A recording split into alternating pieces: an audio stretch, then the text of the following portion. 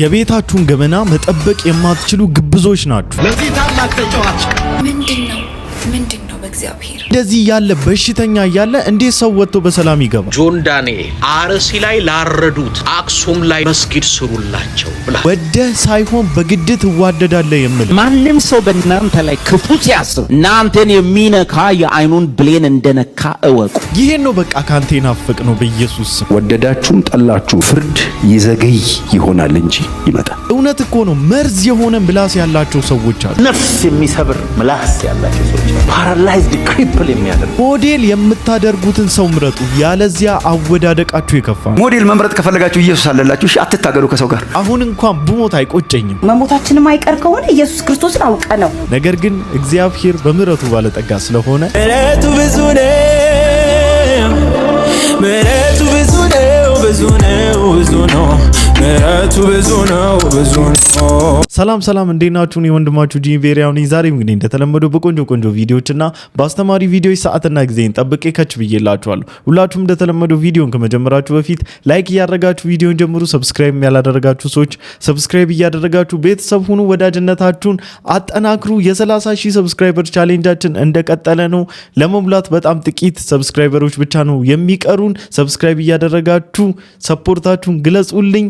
ቀጥታ ወደ ቪዲዮአችን። ለዚህ ታላቅ ተጫዋች ለፕላኔታችን ምርጡ ተጫዋች ሁላችንም ቆመን እያጨበጨብን እነኚህን ካፕሎች ሁላችንም እናውቃቸዋለን። እንግዲህ ከሰሞኑ በእነዚህ ሁለቱ ካፕሎች ላይ ቅሬታና ወቀሳ እየተሰነዘረባቸው ይገኛልና እንዴት የቤታቸው ሚስጥር የአደባባይ ሚስጥር ያደርጉታል እያሉ በጣም ብዙዎች ሐሳብ አስተያየታቸውን እየሰነዘሩ ይገኛሉ። ምንድነው በእግዚአብሔር ፕሮሞሽን ነው እወቁልኝ ነው ምንድነው? አሁን የዚህ ቪዲዮ ፖይንቱ እወቁልኝ ነው። የጓዳ ነገርና የአደባባይ ነገር ለዩ እንጂ ኖርማል የማይመስል ነገር በቃ ሐላል ተው እንጂ። አረ በጌታ ተው በቃ። ቲክቶክ ካዝናና በመልካም መንገድ ኢትስ ኦኬ፣ ጥሩ ነገር ከወሰድንበት ኢትስ ኦኬ። ግን አንዳንዴ ፖስት የሚደረግ ነገር መለየት ያለብን ይመስለኛል። ሁሉ ነገር አረ በእግዚአብሔር አሁን ኖርማል ነው። አብራችሁ ከሆናችሁ እኮ እጅግ በጣም ብዙ ቆይታችኋል።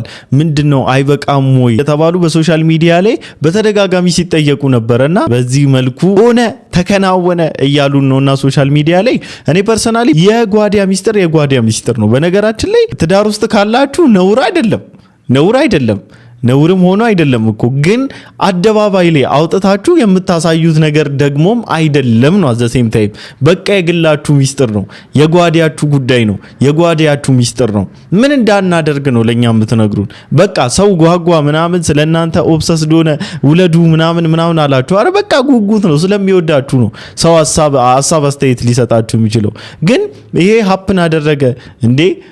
ስራው ይናገር እንጂ ምንድነው እኛ ስራው የምታሳዩን እንዴ? ሚዲያ ላይ የሚወጡ ነገሮች በጣም ነው የሚያናድዱኝ። በቃ ጆን ዳንኤል አንተ አርሲ ላይ ላረዱት ሰዎች አክሱም ላይ ደግሞ መስጊድ ስሩላቸው ብለሃል። አንተ በሰው ህይወት ቁማር ልትጫወት ገንዘብ ልትሰበስብ ፎሎወር ለማግኘት ሰው ያያድግም እንዴ? እኛ ታስረ ድምጽ ሆነን ነበር። ስተት ነው። የትግራይ ይሁን የአማራ ይሁን የትኛውም ተወላጆች ይሄንን ልጅ አንፎሎ አድርጉት። ይሄ የሚጫወተው ቁማር በጣም አደገኛ ቁማር።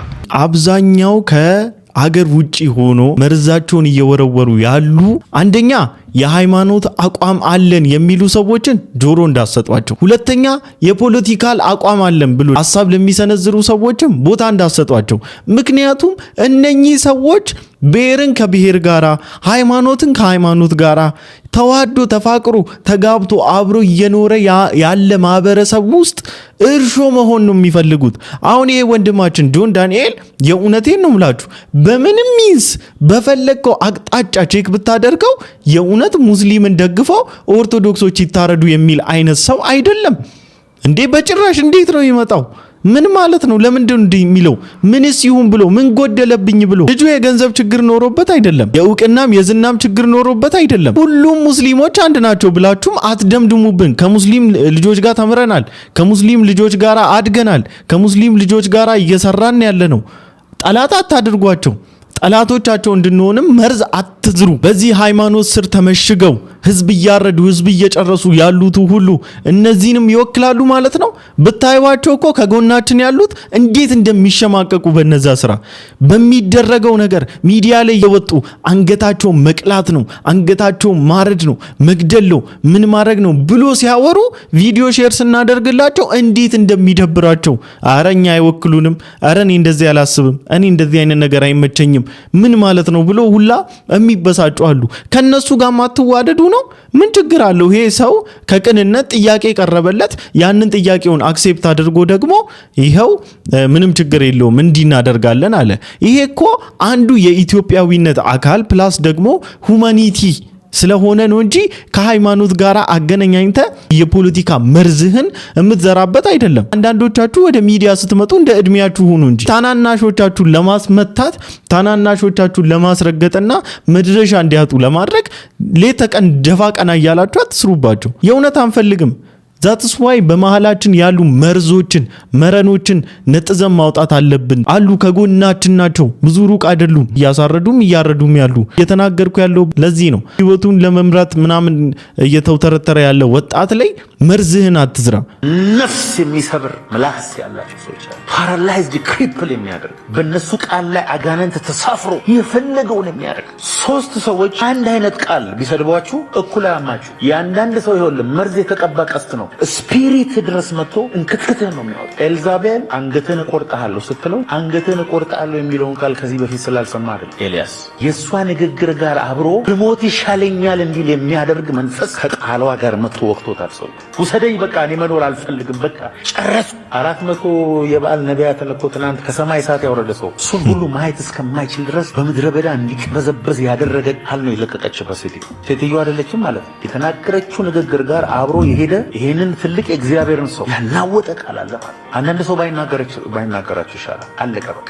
ነፍስህን ትጠለዋለህ፣ ራስህን ትጠለዋለህ። በቃ እኮ ነው በነገራችን ላይ የሚያናጋ ቃል የሚለቁ ሰዎች አሉ። አንተ ምንድን ነው የምትናገረው? ይኸውላችሁ እንደ ነጠረ ማር መጥቶ አጥንት ላይ ፍስስ የሚል ቃል የሚናገሩ ሰዎች አሉ። እነሱ ጋር አዝነ ገብተህ እንዳዘንክ መውጣት የማትችላቸው ሰዎች አሉ። መከራህን እንዳቆሸሸ ልብስ ካንተ ላይ የሚያወጡ ሰዎች አሉ። መንፈስ ቅዱስም ሆነ የአጋንንት መንፈስ ትራንስፖርት የሚያደርገው ወደ አንተ በቃል በኩል የአንተ ቃልስ ምንድን ነው?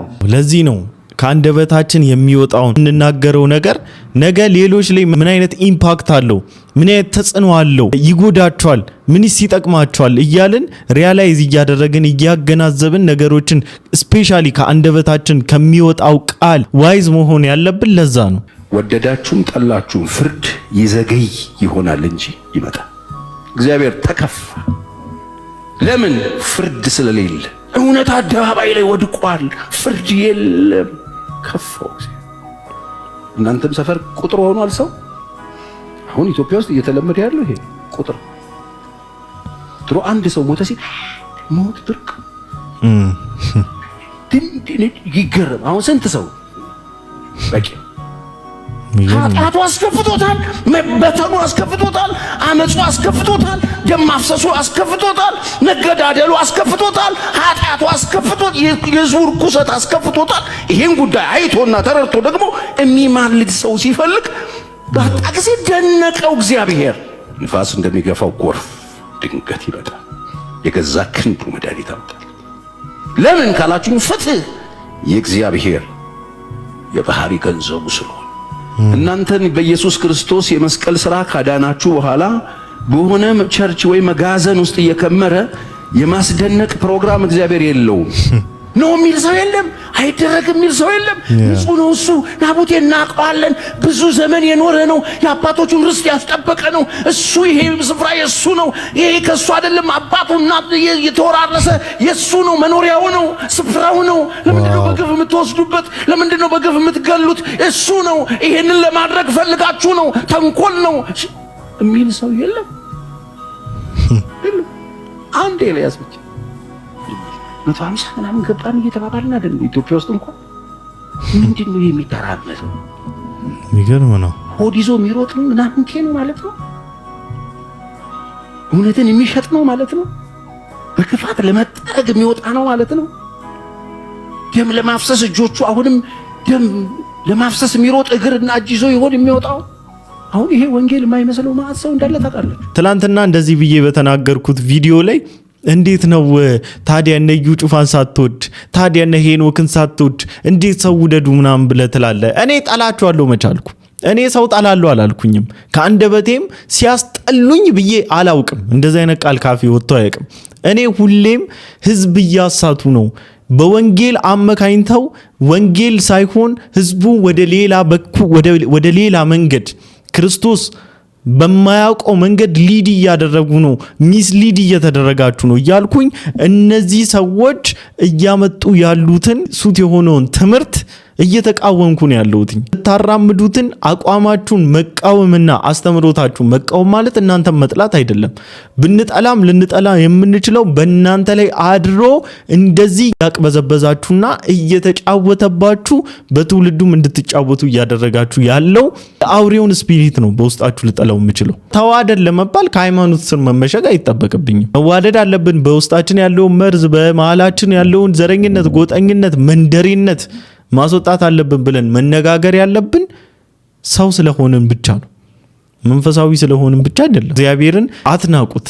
ማንም ሰው በእናንተ ላይ ክፉ ሲያስብ እናንተን የሚነካ የአይኑን ብሌን እንደነካ እወቁ። የሞጊያውን ብረት የሚቃወም ሰው ለእርሱ ይብስበታል። የቀን ጉዳይ ነው። የቀን ጉዳይ ነው። ያቺው የደገማት ድግምት እሱ ነው የምታገኘው። ወገብ ላይ የደገመው ወገቡን ይዛ ወንበር ላይ ቁጭ ታደርገዋለች። ኢየሱስ ተነስቷል፣ ከሙታን ተነስቷል። አትደናበሩ።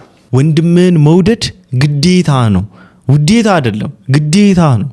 እግዚአብሔርን ልታመልከው በንጹህ ልብ ልታመልከው አምላክህን ሰርቭ ልታደርገው ከወደድክ ያላየው አምላክህን ልትወደው ስለማትችል ከጎን ያለው ወንድምህን ጠልተው ያለ አንድና አንድ አማራጭ በአምላክ ቤት ሰርቭ እያደረግከው ጌታ ሆይ እያልክ አምላኬ እያልክ አባቴ እያልክ መኖር ከፈለክ ከጎን ያለውን ወንድምህን ውደደው።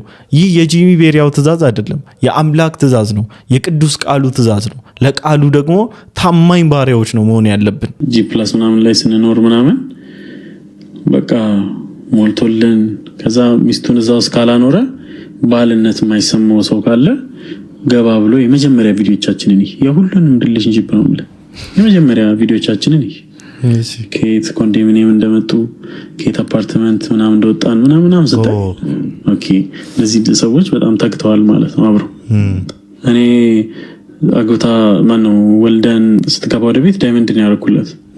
ዳይመንድ ሳረግላት ግን እሺ እዚህ ጋር አንድ ሚስጥር ልናገር። ዳይመንድ ሳረግላት ጣትሽ ላይ ያለው ቀለበት ነበር የገዛውላት ስላልሞላልኝ ነው ማለት ስላልሞላልኝ ጣቷ ላይ ያለውን ቀለበት ቆይ እስቲ እቺን ቀለበት ጠባሻለሽ ብዬ አስወለኳት። ከዛ በኋላ ሄጄ እሱ ላይ ጨምሬ ነው ዳይመንድ ያረኩት። ገብቷል። ስለዚህ ይሄን ሁላ ነገር አሁን የማወራው የጥያቄው ከባድ ስለሆነ ነው እንጂ የዳይመንድ መንገዛ ምናምን ሌክዠሪ ላይፍ ምናምን ብቻ እየኖርን ሳይሆን የሆነ የምናሳልፈው ነገር አለ። ስለዚህ ሰው ማሰብ ያለበት ክሬሟን የምናሳያቸውን ብቻ ሳይሆን ፓዝ የሆነ ወይ ያለው እሱን እኮ ነው እኛም የምንላችሁ። ፓዙን አትናገሩትም እኮ ነው።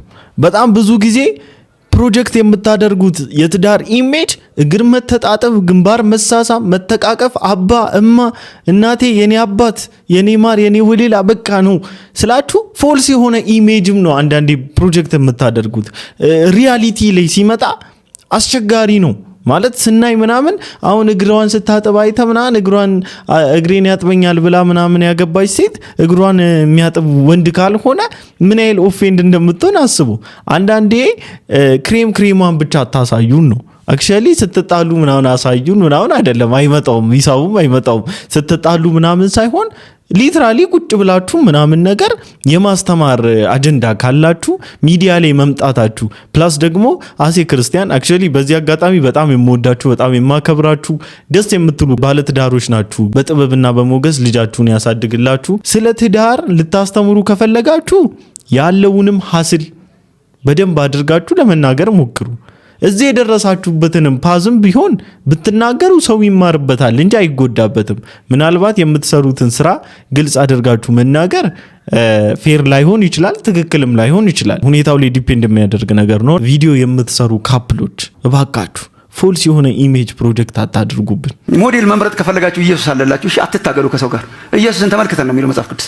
ሌላ ሰው ካያችሁ መውደቃችሁ አይቀርም፣ መሰናከላችሁ አይቀርም። እስከ ቻላችሁ ድረስ ሰው ተከተሉ፣ ግን እጥፍ ማለትን ተማሩ። ኢየሱስን እያያችሁ ትኩረታችን ኢየሱስ ጋር ቢካዝ ሞዴላችን እሱ ነው። አንደኛ ዮሐንስ ምዕራፍ 2 ቁጥር 6 በእርሱ እኖራለሁ የሚል እርሱ እንደተመላለሰ ይመላለስ። እርሱ በመድር ላይ ባይመላለስ እንዴት አድርገን ነበር የምናውቀው? ተመላልሶ አሳየን። ትትና ምን እንደሆነ፣ ፍቅር ምን እንደሆነ አሳየን። መታረቅ ማስታረቅ ምን እንደሆነ አሳየን ኢየሱስ። ፍቅር ይህ ነው አሳየን ኢየሱስ። መንገድን አሳየን ኢየሱስ። እንዴት እንኑርን አሳየን ኢየሱስ። አንደኛ ጴጥሮስ ምዕራፍ 2 ቁጥር 21 የተጠራችሁለት ለዚህ ነውና ክርስቶስ ደግሞ ፍለጋውን እንድትከተሉ ምሳሌ ትቶላችሁ ስለናንተ መከራን ተቀብሎ ሄዷል። ምሳሌን ተወልን ኢየሱስ። ያደረኩላችሁ ታስተውላላችሁ ያለው እግር አጥቦ እኮ ለዚህ ነው። የትህትናችን፣ የፍቅር፣ የኑሮ፣ የቅድስና ምሳሌያችን ኢየሱስ። እያደመጥናቸው ያሉ ሰዎች ሞዴሎቻችን ሊሆኑ ይችላሉ እንዴ? እዩ ጩፋ ጋር መሄድ እፈልጋለሁ። ባካችሁ ወገኖቼ፣ ቤተሰቦቼ በእናታችሁ ቪዲዮን ካያችሁ እንዳታሳልፉ። ያኔ በዓለማዊ በሙዚቃ በዳንስ ስራ ሼር አድርጋችሁ ለሚመለከተው አካል ታደርሱ ነበር። እኔ በዩ ጩፋ ለሚመለከተው አካል ትልቅ ራዕይ ያለኝ ልጅ ነው። እናንተ ምን ሼር ማተረው አንተ ሼር አድርጋችሁ ሜንሽን አድርጋችሁ ባካችሁ በእግዚአብሔር በፈጠራችሁ አምላክ ሲል ይጠይቃችኋለሁ። በእናታችሁ አሁን አፈርዱበትም። ገባችሁ አይደለ?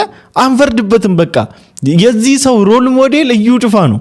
ምክንያቱም የዩ ጩፋን ስትራቴጂና የዩ ጩፋን አካሄድ እዩ ጩፋ ተቀባው ብሎ የሚልበት ቅባት ከወረደበት ምን ያህል ህይወቱ እንደሚስተካከል፣ ምን ያህል ሸቃይ እንደሚሆንና ምን ያህል ካለበት ስታተስ እንደሚላቀቅ ጠንቅቆ ያውቀዋል። ባይዘዌ ትክክለኛ ሰው ነው። በዓለማዊ ህይወት ሞዴል አድርጌ ወሰድከው። እንዴት አድርጎ ተቀምሮ እንደሚኖር ገብቶታል እሱ። ብትሄደ ብትቀባም ልትቀባ የምትችለው እንዴት ህዝብ እያታለልክ መኖር እንደምትችልና እንዴት በእግዚአብሔር መድረክ ላይ ድራማ እየሰራ መኖር እንደምትችል ነው ልትለማመድ የምትችለው። ያን ቅባት ነው ተቀበለ ልትመጣ የምትችለውና ጭራሽ የክርስቶስን ማንነት አያውቁትም።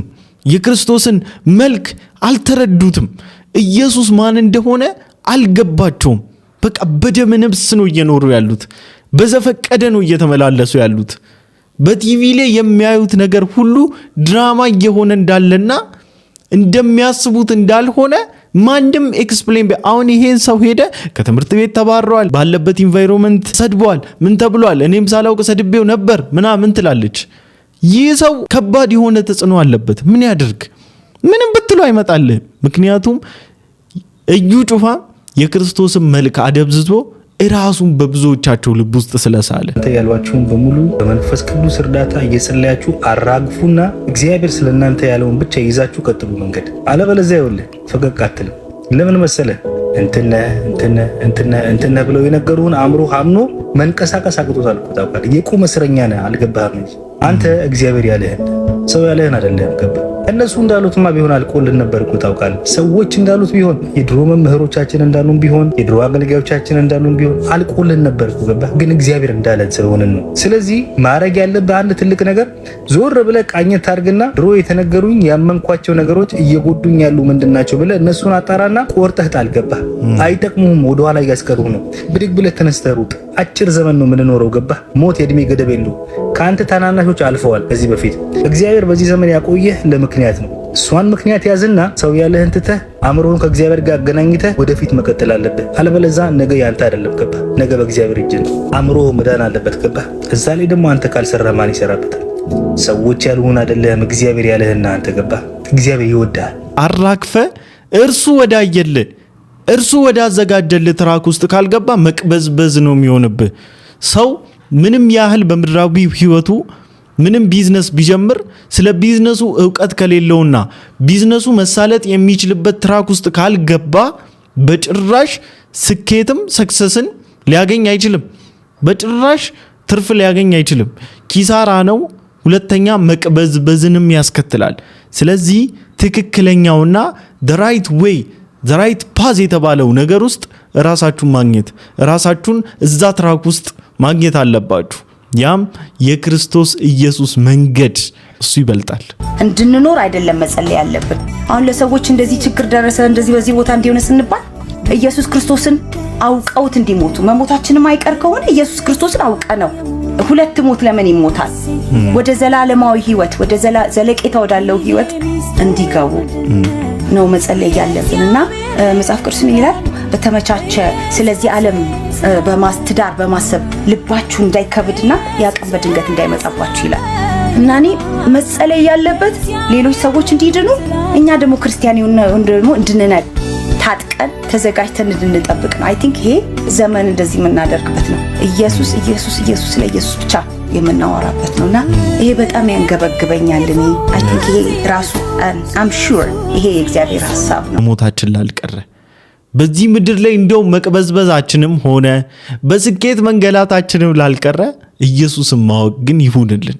ኢየሱስን ማወቅ የምድሩ ህይወት ቁልፍ ብቻ አይደለም፣ የዘላለምም ህይወት ቁልፍ ነው። በህይወታችሁ ውስጥ ክርስትናን ራሱ ደስተኛ ሆናችሁ እንዳትኖሩበት፣ በክርስትናችሁ ሐሴት እንዳታረጉ፣ በመዳናችሁ ደስታ ሐሴት እንዳታረጉ ሰይጣን ይፈልጋል። ለምን እንደሚፈልግ ታውቃላችሁ? ኦሬዲ ሰይጣን አንድ ዕውቀት አለው፣ እንዳመለጣችሁትና እንደማያገኛችሁ ያውቃል። ግን በዚህ መዳናችሁ ደስተኞች እንድትሆኑ አይፈልግም። ለምን?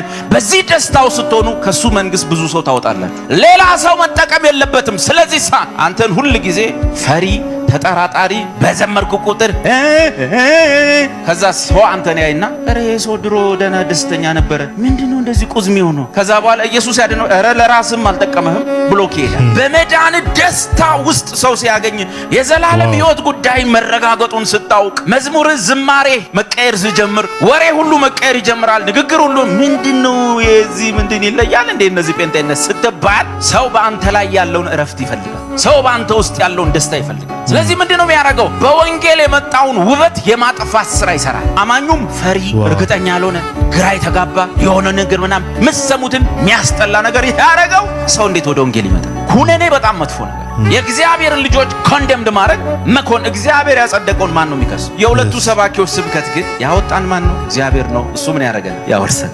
የመዳን ቀንድ እግዚአብሔር አስነስቶልናል። ከስንቱ ሄዳን ነው? ከጥቂት ነገር ነው? ከወደረኞቻችን ሁሉ ከወደረኞቻችን። አሁን ምን ጸልየው መተግበር ብቻ የተሰራውን ነገር አፕሊኬሽኑ ነው። ለምናስፈጽመው ጉዳይ አይደል፣ የተፈጸመውን መተግበር፣ የተፈጸመውን ነገር መለማመድ። እግዚአብሔር ከወደረኞቻችን ሁሉ እጅ ምን አድርጎናል? አድን። ለምሳሌ እንደዚህ የሚል ቃል አለ መጽሐፍ ቅዱስ ውስጥ ከሰይጣን ስልጣን ያድነናል። ያለቀ ጉዳይ ነው። ከኛ የሚጠበቀው በዛ በተቀበለው በገባን እውነት ታምነን ደስተኞችም ሆነን ከዚህ በፊት እንደነገርኳችሁ በኢየሱስ ክርስቶስ ላይ በዛ እውነት ላይ እርፍ ብለን እረፍት ተሰምቶን ከዛ ያንን እረፍታችንን ያንን ደስታችንን ለሰዎች እናጋራለን።